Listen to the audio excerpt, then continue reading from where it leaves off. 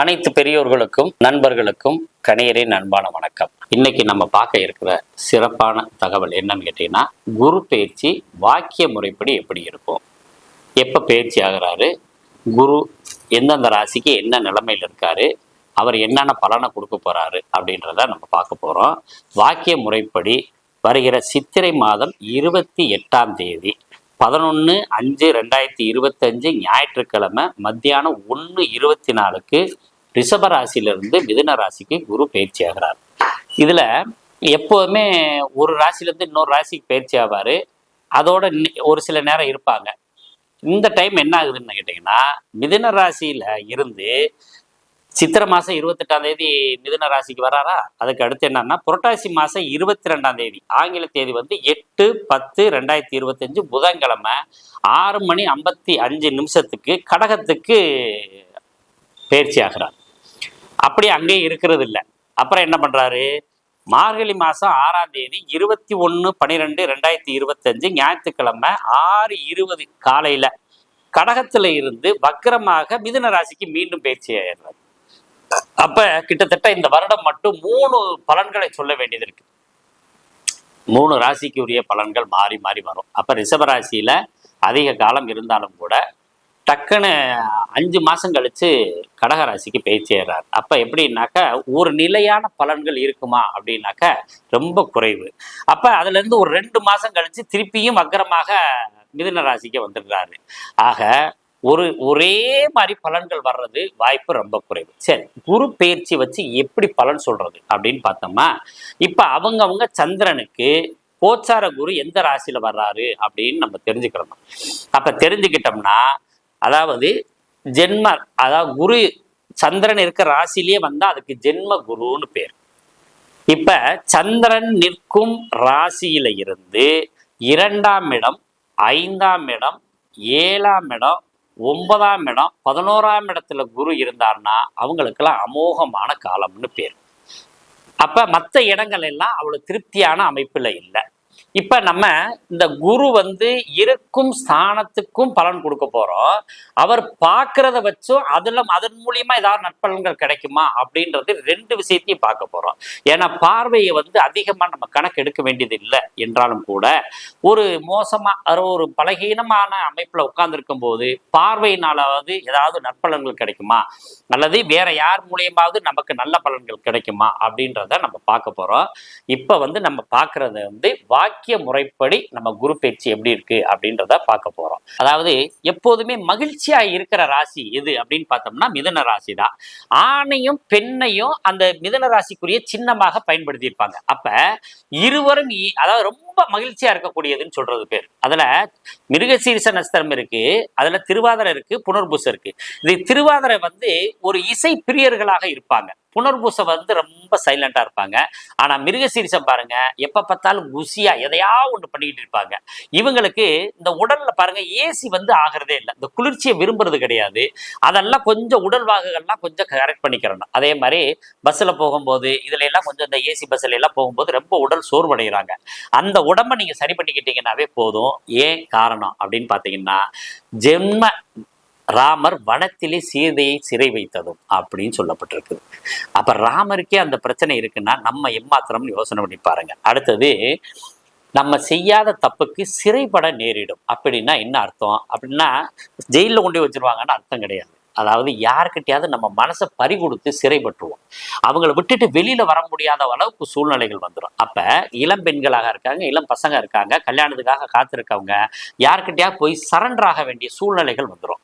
அதே மாதிரி அப்படி சரண்டர் ஆனாலும் அவங்களால நிம்மதி கிடைக்குமா அப்படின்னா நிம்மதி கிடைக்காது, வேதனை தான் மிஞ்சம். அதனால ரொம்ப கவனத்தோடு இருக்க வேண்டிய ராசிகள்ல மிதுன ராசி ஒன்று இருக்கு. ஏன்னா நிலையின் மாற்றம், கலகம், மந்த நிலை அப்படின்னு பழைய நூல்கள் கொடுத்துருக்காங்க. அந்த அளவுக்கு ரொம்ப கவனமா இருக்க வேண்டியது, ரொம்ப குழப்பம். அதே மாதிரி நாம ஒன்று சிந்திச்சோம்னா அது வாட்டில் அது ஒரு சிந்தனைக்கு அது வாட்டில் மூளை அது வாட்டில் வேலை செய்யும். அப்ப நாம ஒண்ணு பண்ணோம்னா அது வாட்டில் இன்னொரு வேலையை செஞ்சா என்ன பண்றது? அப்ப நம்ம கையில நம்மளுடைய சிந்தனைகள் இல்லாத தன்மைகள் இருக்கும். நிறைய பேர் என்ன பண்ணுவோம் பாத்தீங்கன்னா, இந்த நிகழ்வுலயே நீங்க தெரிஞ்சுக்கணும், நம்ம வாகனம் ஓட்டும் பொழுது நம்மளுடைய சிந்தனை நம்ம கிட்ட இருக்கும் அப்படின்னு நம்ம நினைச்சுக்கிட்டு இருப்போம். நீங்க வாகனத்துல போகும்போது நம்ம கேரக்டர் நம்ம சரியா இருக்கமா இல்லையான்னு நீங்க இன்னைக்கு செக் பண்ணலாம். எப்படி செக் பண்ணலாம் அப்படின்னு பாத்தீங்கன்னா, நீங்க ஒரு கார்லயோ பைக்லயோ போயிட்டு இருக்கீங்க, உங்களை ஒருத்தர் கிராஸ் பண்ணுவார், கிராஸ் பண்ணி அவரோட தேவைக்காக அவர் வேகமா போறாரு. அப்ப நம்மளோட மூளை என்ன செய்யும்னா, கரெக்டா அவனை முந்தணும்னு தேவையில்லாம முயற்சி பண்ணும். இதுதான் நம்ம சிந்தனை விட்டுட்டு இன்னொருத்தர் அடிமையாகிறது. அப்ப இப்படி சூழ்நிலைகள் இங்க இருக்கிறதுனால நீங்க என்ன செய்யணும்னா, தியானம் மேற்கொள்றது ரொம்ப சிறப்பு. தியானத்தை மேற்கொள்ளணும். கோயில்ல போய் குறைஞ்சபட்சம் 2.5 மணி நேரம் இருக்கணும். அந்த 2.5 மணி நேரம் கதை பேசிட்டே உட்காந்துருக்க கூடாது. கோயிலுக்கு போனாக்க கோயிலுக்குள்ள காலை எடுத்து வைக்கும் போதே மௌனத்துல இருக்க ஆரம்பிச்சோம். அப்பத்தான் நமக்கு உடல் ஆரோக்கியம் கிடைக்கும், நம்ம ஒரு நல்ல சிந்தனைகள் கிடைக்கும். இது எல்லா ராசிக்குமே பொதுவானது. சரி, மிதுன ராசியை பொறுத்த அளவுக்கு குழப்பமும் கலகமும் வேலையை விட்டு தூக்க வேண்டிய சூழ்நிலைகளும் இருக்கிறதுனால கொஞ்சம் கவனமும் ரொம்ப சிரத்தையோட வேலையில இருக்க வேண்டிய சூழ்நிலைகள் இருக்கு. கெட்ட பேர் ஏற்படக்கூடிய வாய்ப்புகள் இருக்கிறதுனால ஒரு முறைக்கு 2 முறை பெரியவங்கள்ட்ட ஆலோசனை பண்ணிக்கங்க. இருந்தாலும் உங்களுக்கு எல்லாருக்குமே 10 11 மாசத்துல இருந்து 12 மாசம் குரு வந்து பலகீனத்தை கொடுப்பாரு. உங்களுக்கு 5 மாசம் தான் பிரச்சனையை கொடுக்குறாரு. அப்ப என்ன ஆகுன்னா, நீங்க உண்மையிலேயே அதிர்ஷ்டசாலி தான். ஏன்னா இந்த 5 மாசத்தை காப்பாத்திட்டீங்கன்னா அதுக்கு பின்னாடி கிட்டத்தட்ட 1.5 வருஷத்துக்கு உங்களுக்கு ராஜயோக அமைப்பாக இருக்கு. 5 மாசம், மே மாசத்துல இருந்து அக்டோபர் மாசம் வரைக்கும் கொஞ்சம் கவனமா இருக்கும். பண விஷயங்கள் எப்படி இருக்கு, நீங்க ஒண்ணு நினைப்பீங்க, அது வாட்டில் ஒரு செலவு வரும். அதனால குடும்ப விஷயத்துல ரொம்ப கவனமா இருக்கணும். குழந்தைகள் விஷயத்துல கவனமா இருக்கணும். அதாவது குழந்தைகள் சார்ந்து காத்திருப்பவர்களுக்கு குழந்தை பாக்கியம் இருக்கு. குழந்தைகளை சார்ந்து காத்திருக்கவங்களுக்கு குழந்தை பாக்கியம் இருக்குது. குழந்தைகள் சம்பந்தமான விஷயத்துல கொஞ்சம் கவனத்துல இருந்துக்கிறணும். அடுத்தது 3ஆம் இடம் எப்படி இருக்கு, இளைய சகோதர சகோதரிகள் எப்படி இருக்குனாக்கா, 3ஆம் இடத்துக்கு 11ஆம் இடத்துல குரு உட்கார்ந்துருக்காரு. அப்ப தம்பி தங்கைகளுக்கெல்லாம் ரொம்ப சிறப்பா இருக்கு. ஆபரணம் வாங்குற யோகங்கள் இருக்கு. என்னங்க சார் பணமே கிடைக்காதுன்னு சொல்றீங்க, வேலையே கிடைக்காதுன்னு சொல்றீங்க, ஆபரணம் எப்படி வாங்க முடியும் அப்படின்னா, ஒவ்வொரு காலகட்டத்தும் ஒரு சில மாற்றங்களை தந்து கொண்டே இருக்கும். அதனால வந்து ஆபரண யோகம் இருக்கு, பணத்தை கையில வச்சுக்கிற யோகம் இல்லை.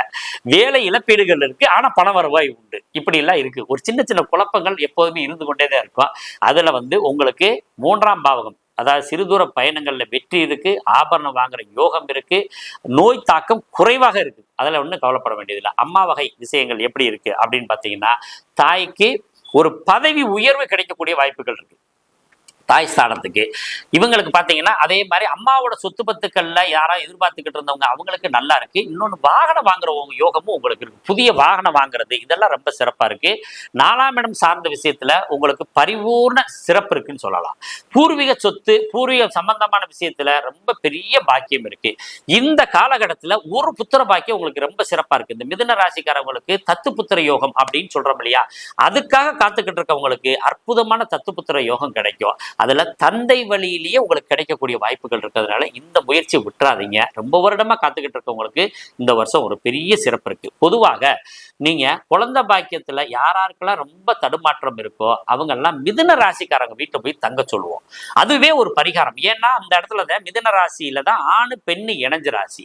அதுக்கடுத்து கன்னி ராசியில இருக்க சித்திரை, துலா ராசியில இருக்க சித்திரையும் ஆணு பெண்ணும் இணைய நட்சத்திரத்தை கொண்டது. ஆக இவங்க வந்து எப்படி இருக்கலாம் சொன்னீங்கன்னா, ஆணும் பெண்ணும் இணையற ராசியில போய் அவங்க அந்த வீட்டுல தங்கினாங்கன்னா அவங்களுக்கு குழந்தை பாக்கியம் பெரிய அமோகமாகவும் சிறப்பாகவும் இருக்கக்கூடிய வாய்ப்புகள் இருக்கு. சரி, கடன் சார்ந்த விஷயத்துல எப்படி இருக்கு அப்படின்னா, கடன் அதிகமாகும். கடன் சார்ந்த பிரச்சனையில நீங்க மூழ்கக்கூடிய வாய்ப்புகள் உண்டாகும். அதே மாதிரி உடம்புல ஒரு பாதிப்பு ஏற்படும், நோய் தாக்கம் ஏற்படும், ஸ்கின் சம்பந்தமான தொந்தரவுகள் பிரச்சனைகள் ஏற்படக்கூடிய வாய்ப்புகள் இருக்கு. அதனால கொஞ்சம் கடன் சார்ந்த விஷயத்துல தேவையில்லாத கடன் வாங்க வேண்டிய, கடனை வாங்கி கடனை கட்டக்கூடிய சூழ்நிலைகள் ஏற்படக்கூடிய வாய்ப்பு இருக்கு. வெளிநாடு சம்பந்தமான வேலைக்கு முயற்சி பண்ணலாமான்னா, வெளிநாடு சம்பந்தமான வேலைக்கு முயற்சி பண்றது ரொம்ப சிறப்பு. நீங்க வந்து வெளிநாட்டுல போகும்போது ஒரு ஸ்டக் இருக்கு. அதாவது நீங்க இங்க இருந்து பாஸ்போர்ட் விசாவெல்லாம் கரெக்டா செக்அப் பண்ணி எல்லாமே தயார் பண்ணிட்டு அங்க ஒருத்தரோட ஆலோசனை பேர்ல அங்க இருந்து எல்லாமே தெளிவா வந்துருச்சான்னு தெரிஞ்சுக்கிட்டு நீங்க பெறப்படுறது நல்லது. ஆனா வெளிநாட்டுல வேலை குடிக்கக்கூடிய வாய்ப்புகள் உண்டு. ஏன்னா இடமாற்றம், நம்ம ஊரை விட்டு வெளியே போறதுக்கு தான் ரொம்ப சிறப்பா இருக்கு. அப்ப என்ன ஆகும்னா வெளிநாட்டுக்கு நீங்க போகலாம். கலஸ்தரம் சம்பந்தமாக எப்படி இருக்குன்னா, கணவனுக்கு ரொம்ப நல்லா இருக்கு. இதே நீங்க பெண்ணா இருந்தீங்கன்னா கணவனுக்கு நல்லா இருக்கு, கணவன் ஆணா இருந்தா மனைவிக்கு நல்லா இருக்கு. அவங்களுக்கு பொன்பொருள் சேர்க்கையெல்லாம் நல்லா இருக்கு. பொதுவா மிதுன ராசிக்காரவங்க என்ன செய்யணும்னா, 5 மாசத்துக்கு கணவன் அல்லது மனைவி கிட்ட நீங்க அமைதியாக அவங்க சொல்றதை கேட்டுட்டு போய்க்கிறணும். அப்படி பண்ணிட்டீங்கன்னா ரொம்ப நல்லா இருக்கு. அதே மாதிரி உங்களுக்கு வந்து பொதுமக்களோட தொடர்புகள் உடைய தொழில்கள் செய்யறவங்க எல்லாருக்குமே ரொம்ப பெஸ்டா இருக்கு. அதுல எந்த குறைகளும் இல்லை. சரி, அதிர்ஷ்டங்கள் எப்படி இருக்குன்னா, இந்த வருஷம் அதிர்ஷ்டத்தை எதிர்பார்க்காதீங்க. ஷேர் மார்க்கெட் எக்காரணம் கொண்டு போடாதீங்க. ஷேர் மார்க்கெட் போடுறது, அதே மாதிரி நம்ம ஒரு பணத்தை கொடுத்து பணம் வாங்குற மாதிரி தொழில்கள் எதையுமே இந்த மிதுன ராசிக்காரவங்க செய்யாதீங்க. அதுல வந்து பலகீனமா இருக்கு. தந்தை வழி ஆதாயம் எப்படி இருக்குன்னா ரொம்ப ரொம்ப சிறப்பா இருக்கு. 9ஆம் இடம் பாக்கியஸ்தானத்துக்கு அவர் 5ஆம் பாவத்தில் இருக்கிறதுனால அவருக்கே உடல் ஆரோக்கியம் நல்லா இருக்கும். அவர் நினைச்ச காரியங்கள்லாம் செய்யலாம். அவர் உங்களுக்கு செய்யக்கூடிய காரியம், அதாவது நகை நட்டு வாங்கி கொடுக்கணும், பழைய பெண்டிங் இருக்குது, கல்யாணம் பண்ணும்போது பாக்கி வச்சிருந்தாங்க, அப்படி இப்படின்னு இருக்க பிரச்சனைகள்லாம் சால்வ் ஆகும். அதே மாதிரி தந்தை வழி சொத்துக்கள் தர வேண்டிய பேலன்ஸ் ஏதாவது இருந்துச்சுன்னா அதை பூரா அவரே கொண்டு வந்து கொடுப்பாங்க. வெளிநாடுகள் மூலியமாக உங்களுக்கு பெரிய பாக்கியம்லாம் இருக்கு. வெளிநாட்டுல இருந்து ஒரு சந்தோஷமான நிகழ்வுகள் வரும். வெளிநாட்டுக்கு சுற்றுலாவுக்கு நீங்க போகலாம், ரொம்ப சிறப்பா இருக்கு. வெளிநாடு அதிகப்படியாக சுற்றுலா போறவங்க இந்த வருடம் மிதுன ராசிக்காரவங்களா தான் இருப்பீங்க. அடுத்த தொழில் விஷயங்கள்ல எப்படி இருக்கு அப்படின்னாக்கா, தொழில் பரவாயில்ல, ஒன்றும் கவலைப்பட வேண்டியதில்லை. தொழில் மூலம் வர்ற பணத்தை வச்சு நீங்க வீடு கட்டக்கூடிய வாய்ப்புகள் உங்களுக்கு ரொம்ப நல்லா இருக்கு. லாபஸ்தானம் எடுத்த லாபம், அதாவது தொழில் நல்லா இருக்கு, ஆனா லாபம் குறைவாக இருக்கு. அதை நீங்க கவனமா பண்ணிக்கணும். அடுத்ததாக விரயங்கள் எப்படி இருக்குன்னா, உங்களுக்கு விரயங்கள் வந்து எப்போதும் போல, ஏன்னா ஒரு விரயங்கள் இருந்துகிட்டே இருக்குன்னு வச்சுக்கோங்களேன். இந்த வருஷமும் கொஞ்சம் விரயங்கள் அதிகமாகும். ஏன்னு கேட்டீங்கன்னா, குழப்பத்துல நம்ம ஏன் இதை வாங்கணும்னே தெரியாம செய்வாங்க. இப்ப சித்திர நஸ்திரம் என்ன எப்படி சொல்லுவோம்னா, ஒன்றை வித்து இன்னொன்றை வாங்குபவர்கள் சொல்லுவோம். அதே மாதிரி இந்த வருஷம் மிதுன ராசிக்காரங்க தேவையில்லாத விரய செலவுகள் அதிகமா செஞ்சு அதன் மூலமும் குழப்பமும் மன வருத்தமும் அடைவீர்கள்.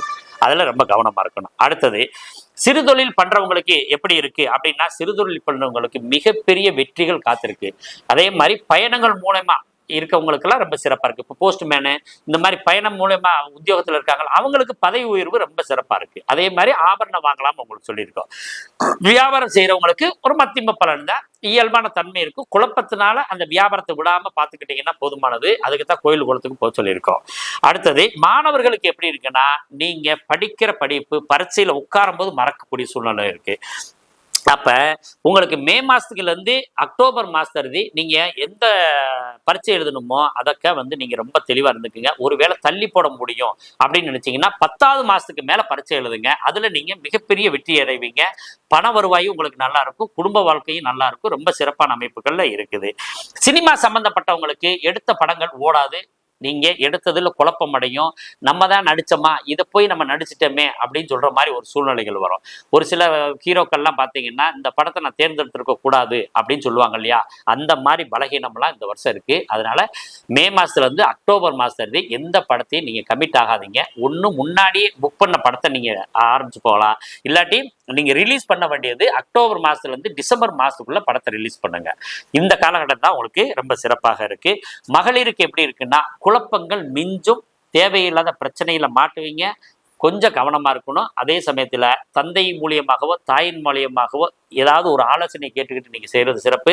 அதே மாதிரி கணவன் மூலியமாக, கணவன் சொல்வதை கேட்டுக்கிட்டு இருந்தீங்கன்னா இந்த வருஷம் மிகச்சிறந்த ஆண்டாக இருக்கும். பொதுவாக எப்படி இருக்குது, குழப்பத்தை தருகிறதுனால குழப்பம் தீர்றதுக்கு நல்ல ஒரு இறை வழிபாடு, நல்ல ஒரு கோயில், உங்களுக்கு வீட்டுக்கு பக்கத்துல இருக்க கோயிலுக்கே போகலாம். இந்த இவ்வளவு தூரத்துக்கு போட அவ்வளவு தூரத்துக்கு போடணுன்றதெல்லாம் கிடையாது. நீங்க பக்கத்துல இருக்க கோயிலுக்கு போயிட்டு வாங்க. முடிஞ்சாக்க ரதியும் மன்மதனும் இருக்கிற கோயிலுக்கு போயிட்டு வர்றது ரொம்ப சிறப்பு. பெருமாள் கோயிலுக்கு போயிட்டு வர்றது ரொம்ப சிறப்பு. அதே மாதிரி உங்களுடைய தல விருட்சம் அப்படின்னு சொல்றோம் இல்லையா, மிருகசீரிஷம், மிருகசீரிஷம், திருவாதிரை, புனர்பூசம், இந்த 3 நட்சத்திரக்காரங்களுக்குரிய ஒவ்வொரு தலம், ஏதாவது விருட்சம் இருக்கு. அந்த விருட்சம் எந்த கோயில்ல இருக்குன்னு பார்த்துட்டு அந்த கோயில்ல போயிட்டு அந்த கோயில்ல அந்த விருட்சத்துக்கு பக்கத்துல கொஞ்ச நேரம் உட்காரணும். அப்படி உட்கார்ந்துட்டு வந்தீங்கன்னா இந்த வருடத்தை 5 மாசத்தை கடங்க 1.5 வருஷத்துக்கு ரொம்ப சிறப்பாக இருக்குன்னு சொல்லி நல்லதொரு வாய்ப்புல மீண்டும் சந்திப்போம். நன்றியும் வணக்கமும்.